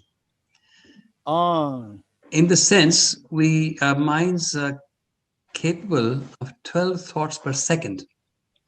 So even when a neighbor comes to the door, mind is still thinking of up to 12 thoughts per second. Yes. And that creates it doesn't have to be agitation, doesn't have to be anger, doesn't have to be disturbance. It's just that random thoughts, while I'm brushing my teeth or walking from one room to the other or opening the car door or whatever it is, that murkiness that's created by the 12 thoughts per second. And as you initially started the program, initial discussion of the ocean currents, if you just take a dive, put an oxygen mask, oxygen tank, and take a dive, the same ocean water, 6 feet below, is still calm. So for people like me on the diaper stage, the intentions being improved, or the discrimination being improved, the feelings being improved, would perhaps start with those random thoughts up to 12 thoughts per second being controlled over a period of time. Okay. Chandraji, thank you so much. This is a very good question. Very good question. Okay, let us keep in mind that I would really recommend Chandraji to study Buddhist psychology. Why I'm saying this is that which Chandraji identified as the mind at the time of attention, before the discrimination comes, attention. In actuality, what happens is that discrimination, feeling, intention, everything is there already within that split second of the attention. Everything's there. And our mind, how our mind works is that, for example, let's say that if you are used to practicing piano or any musical instrument, initially, say, the speed is very slow. Which key to press is very slow. Then as you practice it, then gradually it becomes, and then when the speed is slow, there's no music coming out, right? It's a very unpleasant, chaotic sound. And then as you learn, as you practice more, then it becomes faster.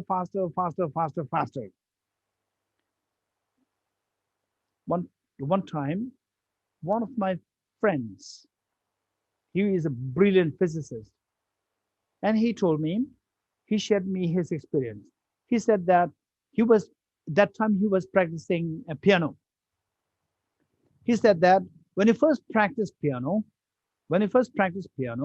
you have to really they put your mind one after the other. Then over time, right, you don't have to think, it's automatic. It's automatic, which means it's so fast, which Chandraji said as a split of a second during the time of the attention. We don't really have the control of that. Okay, so what I told the physicist that no, that's not true. It's not automatic. The mind is involved there. Only things your mind has become so expert to work so fast. Then, because he's a physicist, he will not just accept things that, okay, he said it, so it must be. No. He was listening, he was waiting for the rationality. So I said, day one, you press button A, B, C, it takes like 1 second each. Day 2, it takes half a second each with the practice. Day 3, say 1/10 of a second each. Then what happens is actually your hands are moving. These hands are directed by your mind. Your mind is becoming faster. Day 1, it takes 1 second to press one button. Day 2, it takes only half a second. Your mind. Day 3, the mind has become very fast, 1/10 of a second. And then over time, 1/100th of a second. Your mind is still working. Your mind is given the command. Your mind has become so fast. And you think that it's automatic. It's not automatic. The mind is still working so fast. So if you think in that, if you think of the, say, 1 second to 1/100th of a second, skipping in between, you think that is automatic. It's not automatic. Your mind is still working. If you try to explain like this, day 1, day 2, day 3, then you will realize that your mind is becoming expert. So our mind is so expert. And if this is something which you don't like, our mind is expert in the wrong way. So we have to undo this. How to undo this is very easy. It's very easy. Say, what is that you don't like? Say, for example, say you're brushing teeth in the morning, or you're washing your car, and then you sense that now the neighbor is going to, say hi or have something to ask for a favor. So, and then you feel not really angry, but I have so much thing to do. I have to catch my work, go to my work, so forth. I have not time to talk. Okay, there's a little bit of disturbance coming. It's very fast. Now, how to get rid of that is say one way is thinking about the benefits of the neighbor, benefits of you giving kindness to your neighbor, and how these are all what we have to study separately. But the more we think about the benefit, right? Why do you have to go to job? Because without going to the job, I'll not get money. You're getting it? So in other words, if you can get more money from the neighbor than the job, you'll be very happy talking to the neighbor. You're getting it? And money is for what? Money is for happiness. You're getting it? Money may not necessarily give you happiness, but if you can cognitively think properly, your neighbor can give you magic of happiness. You're getting it? It's about your thinking. So by rectifying this thought processes, it'll not happen overnight. You practice it over time. You sense that the moment you sense your neighbor coming by, right? There's a very pleasant feeling coming. When the mind feels a pleasant feeling, the moment you feel that other person's coming, there's an excitement coming, there's a joy coming. You're getting it? This is all can happen through training. It's very possible. So with this training, then even there's otherwise how your mind wires so fast, works so fast, even that can be undone. Okay, next question. Okay, Natalie.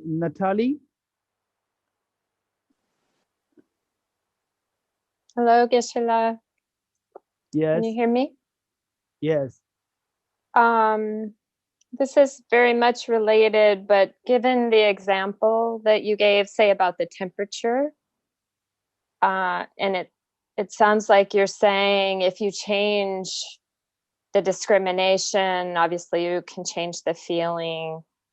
But my mind gets stuck in thinking the discrimination can't really be changed because that's simply cognitive. So for example, with the temperature, it's simply your body feeling or your mind recognizing the temperature's 46 and that's it. And then the very next thing is the feeling that comes. And so it seems like when I just think of that example, it's really only in the feeling where the change can happen.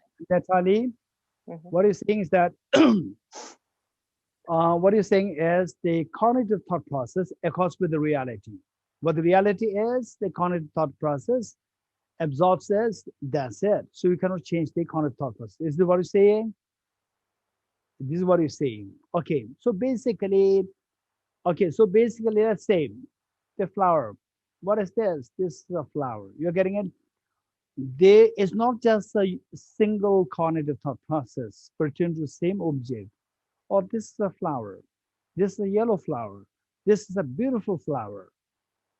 This is a fresh flower, right? Okay, this is a real flower. This is not a fake flower, right? So these are all the realities. And then this flower, unlike the fake flowers, this flower will die in 2 days. This is also another reality, right? Okay, unlike the fake flowers, this flower is really fresh, tender. You're getting this also reality. So there are millions of realities with the same object. You can have millions of cognitive thought processes. You can pick up millions of cognitive thought processes, some of which will give you a pleasant feeling, some of which will give you unpleasant feeling. You're getting it? Wow, this is a beautiful flower that I can give to my mother on a birthday. You're getting it? So we see that some of these will give you unpleasant feeling, some of these will give you pleasant feeling. So if you think about, if you pick up those cognitive thought processes, which will give you a pleasant feeling, right? That, wow, this is a real flower. This is a fresh, tender flower, unlike the fake flowers. This will give you a pleasant feeling. Whereas you think that, okay, this flower, unlike the fake flowers, this will die in 2 days. Again, I have to go for another flower. This will give you unpleasant feeling. These are all the realities. So cognitive thought process is not necessarily confined to one. You can just pick up, out of millions, you can pick up your choice. You're getting it? Okay. Any more question? Maybe one last question for today, if you have. Anyone know? Okay, the Redmi 94, and then the Ray Tunduk. Okay, Redmi 94. Hello, Geshe. So from what you said just now, I think I understand the situation better. In the example that you gave about the really high temperatures, we can change the discrimination. For example, I can, instead of feeling very dejected about the high temperature and makes my feeling unpleasant, I can actually look at the high temperature as a way like, you know, I can get some sweat, and then it's good for my body because I'm sweating and all those toxins can get out of my body. So once that discrimination changed to the positive one, then my feeling is happy. I don't reject that hot weather now. I actually felt it's actually good for me. So is that what you mean, that we can Okay. choose whatever reality from that high temperature? Exactly. What Redmi 9 said is correct. In fact, one time, one of my friends gave me a ride in Delhi. It was a scorching heat. And then they told me that, oh, Vishla, you must be feeling so hot. You came from cold place, now move to Delhi. Then I said that people have to pay for this sauna. And I'm getting free sauna in Delhi. Free sauna, this is exactly what Redmi 9A is saying, right? People have to pay. It's free sauna here. Yeah, that's very true. But meanwhile, if there's a choice, if there's an easy choice for you to go between 46 degrees centigrade to, like, say 22 degrees centigrade, go to 22 degrees centigrade. If there's a choice to move. If there's no choice, change your perspective. At least the mental agitation would not happen. You're getting it? If there's no choice, change the perspective, change the discrimination. The way Redmi 9A said that, oh, I have a free sauna, right? I'm detoxing myself, detoxifying myself. And then I feel the breeze wherever I travel, right? If you change your perspective, you'll feel the delight. Once you feel the delight, your immune system is boosted. Once your immune system boosted, your body can bear the external temperatures. No problem. Yeah. Okay, we'll stop here. We will do. Okay, yes. Ray Tunduk. Okay, Retindo, next, Smitaji. Okay. Yes, Retindo? Yes. What I was thinking is that actually that we have to turn off this habit to make imputable the object that is outside of our feeling. I mean, this is causing me pain. We have to realize it. This is the path that we have to walk. There is a popular saying, which is, you walk on a street. You have the choice to walk on the sunny side of the street or on the dark side of the street. This is your choice, but you're still walking the same street. But the angle from which you will see it is not the same. And what you receive from the other side is also not the same. But it's not imputable to the street. The street doesn't have anything to do, neither the sun has anything to do with that. Okay, good. Retindo, Smitaji? So Geshe-la, the discrimination, whether, like Natalie said, is a cognitive process, or if you think of it as a karmic seed ripening, both of them seem to be involuntary, right? I mean, how much do you control the discrimination? It's arising involuntarily, and then probably you control it. Okay, my response could be different. Okay, discrimination, of course, discrimination. The thing is that how you see, say in terms of the effect and in terms of the cause. For example, say my hand is the effect as well as a cause. So, in terms of the old hand, I say when I was 7 years old, my hand was so tender, very beautiful. Now is not beautiful, not so cute now. So this is the result of that, the previous hand. So this is the result. Now this hand is also the cause for the future hand. So it can be seen in the light of result as well as the cause. Likewise, our discrimination today, how we think, our thinking, cognitive thought process, even that is a result as well as a cause. Now, what we do is that we have what is known as, shall I touch this topic or not? There's another topic. I'll touch only if you promise me not to ask this question on this topic. If you think that you may ask the question on this, then I'll not touch this topic today so that you will have no clue what he's talking about. Okay, you promise? If you promise, raise hands. Promise not to ask the question because we have no time, right? Okay. The other side. Okay, raise hands, those who would promise not to ask. Okay, I'm joking. The question is on the free will, because many people, they're crazy after this question, free will, right? So therefore, if I just pick up this question, the point, then you will keep talking about free will tomorrow, I know. Right, so about how to expand our love and affection will not get time for us to explain on this. Okay, the point is that we do have free will. This is undeniable reality. We do have free will. Free will means that what I'm thinking is not 100% decided by what is past. I have free will. So with this free will, should I think of somebody who said that, Dorji, what a stupid guy you are, right? How stupid you are. I can reply like this. Or I would say, okay, I'm sorry, you must have a problem. You must have a problem in your family. I'm sorry, right? Mentally, I can think like this. Yes, that's true, right? Both are correct. So if somebody said, for no reason, somebody tells you you're stupid, why not? I also can say stupid. This is also one way. Another way is that the other person must be saying stupid because the person might have some difficulty at home, fight with the husband, wife, children, parents, so forth, and then feeling so disturbed and see me, and he knows that he's not going to say anything bad. So he said, Dorji, you're stupid, right? He felt irritated and he tells that, okay, I understand that. Okay, both are correct, both are fine. So now I can choose how to react. Whereas if I react in the first way, I suffer. He suffers, I suffer. I react in the second way, I grow. I don't suffer. I grow in my thinking. So that is in my hand. In other words, we do have the free will. And meanwhile, say what we are doing today. Of course, the past, we call it karma, or the past causes are also responsible for how I'm thinking now, right?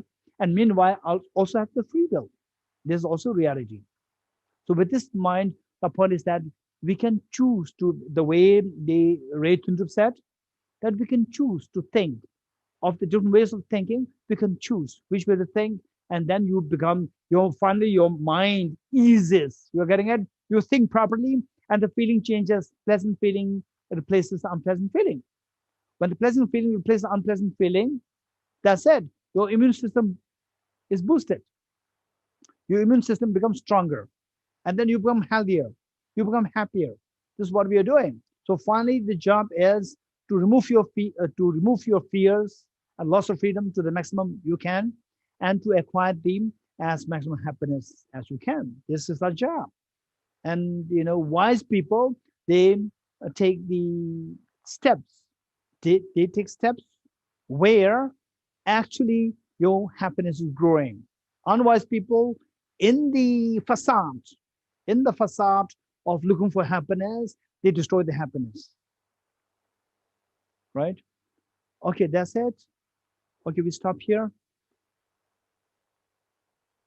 Okay, yes. Dedication prayer. Let's do the end dedication prayer.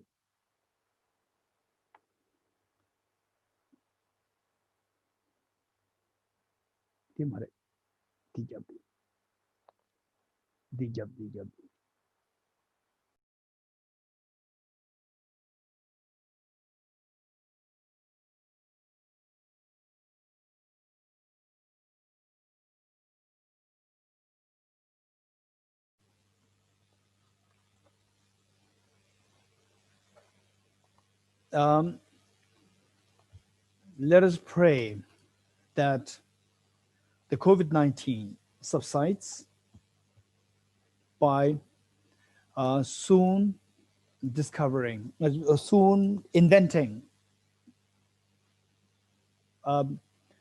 the functional vaccine, and that the fear of COVID-19 disappears from this earth, and everybody will go back to the normal life, and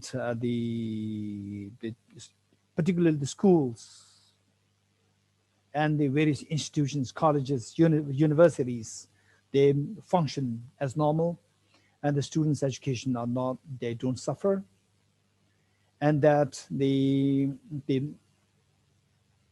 everybody whose lives are being directly or indirectly affected by the COVID-19, may they all go back to normalcy, and that they have a fresh start of the happy and rejuvenating the time. And let us pray that His Holiness the Dalai Lama, the true source of joy and happiness on this earth, that he lives long, and that his wishes be fulfilled spontaneously, and particularly that, let's pray, that all the world leaders, they learn from him how to work to solve the crisis, world crisis, through dialogue and through understanding, through concern, sense of concern, through a sense of brotherhood, the brotherhood and sisterhood, through the spirit of oneness of the family, of the world, whole world. And let us pray that the teaching on Bodhicitta, teaching of the wisdom of emptiness, flourish in the minds of all the sentient beings, present and future. With our mind, let's recite the verses. In the land encircled by snow mountains, you are the source of all happiness and good. All-powerful generous Tenzin Gyatso, please remain until samsara ends. Just as the brave Manchurian summoned about their too realize things as they are, also I dedicate all these merits in the best way that I may follow the perfect example. I dedicate all these rules of virtue with the dedication praised as the best by all the Buddhas who appeared in 3 times, so that I might perform the noble Bodhisattva's deeds. May the Supreme Bodhicitta that is not arisen arise and grow, and may that which is arisen not diminish but increase forevermore. For as long as space remains, as long as sentient beings remain, until then may I too remain to dispel the miseries of the world. Due to the merits of these virtuous actions, may Aquila attain the state of a Guru Buddha and lead all beings without exception into that enlightened state. I dedicate the marriage thus gathered towards the realization that is in the prayers of all the Buddhas and the Bodhisattvas of 3 times, and to the upholding of Dharma of teaching and realization. May I in all lives, through the force of this marriage, never separate from the 4 wheels of the Mahana vehicle, and accomplish all the stages of the path, renunciation, bodhicitta, perfect in the 2 stages. With a wish to free all beings, I shall always go for refuge to the Buddha, Dharma, and Sangha until I reach full enlightenment. And may the poor find wealth, those weak sorrow with find joy. May the fallen find new hope, constant happiness, and prosperity. May all who are sick and ill quickly be freed from the illness. May every disease in the world never occur again. May the frightened cease to be afraid, and those bound be freed. May the powerless find power, and may people think of benefiting one another. By the merits I've accumulated, may every single being abandon all forms of wrongdoing and perpetually engage in virtue. May they never be parted from the mind of Bodhicitta, and may they always engage in the Bodhisattva's conduct. May they be cared for by the Buddhas and relinquish the acts of devils. May no living creature ever suffer, commit wrong, or ever fall ill. May no one be afraid or belittled, or their minds ever be depressed. May all the pains of living creatures ripen so upon myself, and through the might of the Bodhisattva Sangha, may all beings experience happiness. Having dispelled all inner and outer obstacles and downfalls, such as poverty, despair, oppression, cruelty, epidemics, and natural disasters due to environmental degradation, may all beings forever enjoy the glory of peace and happiness. Inspired by wisdom and compassion, today in the Buddha's presence, I generate the mind of full awakening for the benefit of all sentient beings. I go for refuge to the Triple Gem. I confess the negativities individually. I rejoice in the virtues of all the beings. I hold the precious Buddhahood in my heart. By the power of practicing and supplicating to you, may all be free from sickness, poverty, and conflicts, and may Dharma and the auspiciousness proliferate in all the places where we abide. The power of union and emptiness and compassion is loosely explained by the protective Buddha Dharma and the being's land of snows. You're the lotus soul that tends in Gyatso. We supplicate you that your wishes are fulfilled spontaneously. May the operations of evil thoughts and deeds of the negative forces of humans or non-humans who help our marriage through perverted prayers against the teachings of the Buddhas be totally vanquished through the power of the truth of 3 jewels. By the dependent realization of the profound suchness of our parents' emptiness, together with the force of great compassion of 3 jewels and the power of truth, and through the virtue of the infallible law of karmas and the fruits, may this truthful prayer of ours be unhindered and quickly fulfilled. May the teaching of the Beneficent One till world's end be unshaken by the winds of evil thoughts. May it always be met by innumerable beings who would find conviction in the teacher by understanding the teaching's true nature. May I never falter, even for an instant, to uphold the excellent way of the sage, which illuminates the principle of dependent origination through all my birth, even giving away my body in life. May I spend day and night carefully reflecting, by what means can I enhance this teaching achieved by the Supreme Savior through strenuous efforts over countless aeons? In all my lives, never separated from perfect gurus, may I enjoy the magnificent Dharma by completing the qualities of the stages and the paths, may I quickly attain the state of Vajratara. Throughout my future lifetimes, may I always be guided by the Manjushri and be able to uphold the Dharma in general and the teachings of dependent origination in particular, even in the course of my life. Sorry. Okay, we'll recite the Heart Sutra mantra 3 times. Deata Om Gati Gati Paragati Parasam Gati Bodhi Swaha Tyata Om Gati Gati Paragati Parasam Gati Bodhi Swaha Tyata Om Gati Gati Paragati Parasam Gati Bodhi Swaha.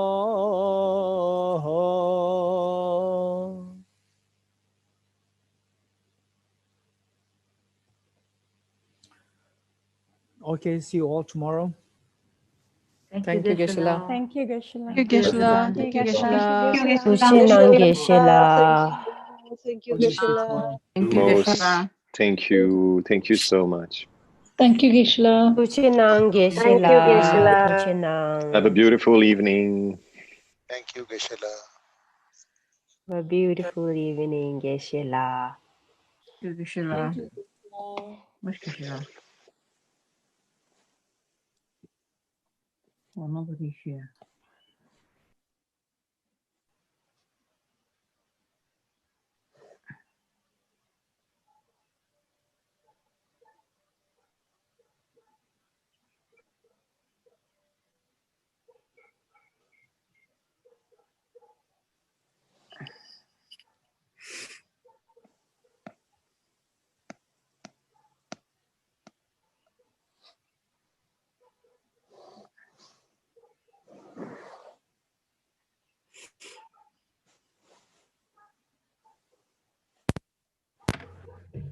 Thank you so much.